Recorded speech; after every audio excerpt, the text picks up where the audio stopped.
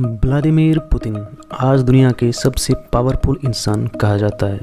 कुछ लोगों का ये मानना है कि सीक्रेटली ये दुनिया के सबसे अमीर इंसान भी है, यानी इलोन मस्क से भी ज़्यादा अमीर।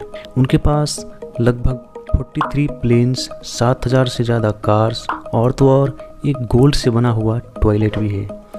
आपको शायद ये मजाक लग रहा होगा, पर I am not joking. Vladimir Putin 20 साल से ज़्यादा समय से रसिया के एक सुप्रीम लीडर माना जाता है, जो दुनिया के सबसे ज़्यादा न्यूक्लियर वेपन को कंट्रोल करता है। तो अब सवाल ये है कि how did Putin become the most powerful man in the world. Putin दुनिया के सबसे शक्तिशाली इंसान कैसे बना, आइए जानते हैं। छोटा व्लादिमीर ना ही कोई रिच फैमिली से बिलोंग करता था, ना ही कोई प्रिंस था, बल्कि एक साधारण घर में जन्मा था। उनकी माँ फैक्ट्री वर्कर थी और पिता सोवियत नेवी में काम करते थे। वो एक कम्युनिटी हाउस में रहते थे, जहाँ घर के अंदर टॉयलेट तो छोड़िए, किचन की भी जगह नहीं हुआ करता था। एक छोटे से कमरे में गुजारा करना पड़ता था। कम्युनिज्म और गरीबी को अपने आँखों के सामने देखा है और जिया है उन्होंने। गरीब घर में जन्म लेकर गरीब को महसूस करते हुए बड़े हुए हैं और जॉब ढूंढने में लग गए थे। बहुत सारे जॉब छोड़ने के बाद उन्हें एक जॉब मिला, और वो भी केजीबी में। केजीबी एक सीक्रेट एजेंसी है यूएसएसआर की, और इस एजेंसी का मेन मकसद लॉयल्टी टू द पार्टी और लॉयल्टी टू द मदरलैंड है। अमेरिका और यूएसएसआर के बीच एक कोल्ड वॉर हुआ था, जिसके दौरान उन्होंने कई सीक्रेट ऑपरेशंस कैरी आउट किए थे और देश के लिए एक इम्पोर्टेंट एसेट बन गए थे। आज रशिया दुनिया का सबसे बड़ा शक्तिशाली देश माना जाता है, लेकिन साल 1991 से पहले उससे भी बड़ा एक और शक्तिशाली देश हुआ करता था, जिसका नाम था द सोवियत यूनियन।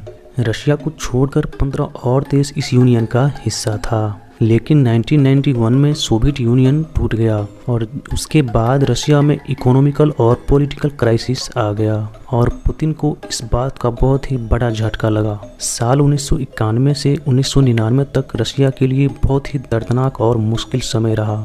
उस समय बोरिस येल्त्सिन रशिया के प्रेसिडेंट हुआ करते थे, और उस प्रेसिडेंट का एटीट्यूड, उनके पॉलिटिक्स करने का तरीका रशिया के लोगों को बिल्कुल भी पसंद नहीं था। पॉलिटिशियन की चापलूसी हो या पब्लिक में दारू पीनी हो या नाच गाना करना हो, इस तरह के बिहेवियर से रशिया के लोग परेशान हो गए थे। इस वजह से बोरिस को रशिया के वर्स्ट प्रेसिडेंट भी माना जाता था उस टाइम पे। उस प्रेसिडेंट की वजह से गरीबी बढ़ी, इन्फ्लेशन बढ़ी, यानी महंगाई बढ़ी, इकोनॉमी खत्म होने की कगार पर आ गई थी। साल 1996 में अमेरिका ने रशियन इलेक्शन को इन्फ्लुएंस किया और बोरिस को फिर से जिताया था, लेकिन इस बार रशियन जनता शांत नहीं बैठने वाला था। फिर जनता सड़क पर उतर आए, प्रोटेस्ट करने लगे थे, और कुछ समय बाद उस प्रेसिडेंट को रेजिग्नेशन देना पड़ा। फिर इसी वीक इकोनॉमी को बचाने के लिए डायनामिक पुतिन को 1999 में प्राइम मिनिस्टर बनाया गया। लेट मी टेल यू कि रशिया में प्रेसिडेंट सबसे पावरफुल और प्राइम मिनिस्टर उनके नीचे सेकेंड इन कमांड होते हैं। उसी समय रशिया में एक हादसा हुआ। चेचनियन मिलिटेंट्स के लोगों में 300 रशियन को मार दिया। इसके अगेंस्ट में पुतिन ने ठोस कदम उठाए और उन मिलिटेंट्स को हरा दिया, और पुतिन स्ट्रॉन्ग लीडर के रूप में फेमस हो गया। बस उन्हें प्राइम मिनिस्टर से प्रेसिडेंट बनने में टाइम नहीं लगा। उस समय रशिया की कंडीशन बदले, जीडीपी लगातार बढ़ता ही चला गया। इन्फ्लेशन रेट 36% से नीचे आकर 6% हो गया। गरीबी कम होने लगी, लोगों की एवरेज इनकम 25 गुना बढ़ गया। लेकिन कैसे हो पाया? अच्छी पॉलिटिक्स के वजह से नहीं, बल्कि ऑयल की वजह से। जैसे तेल की डिमांड प्राइस बढ़ने लगी, रशिया की इकोनॉमी बूस्ट होने लगी। On the other hand, police reforms and military reforms के साथ रशिया बदल रहा था। पुतिन को एक ग्रेट लीडर मानने लगे।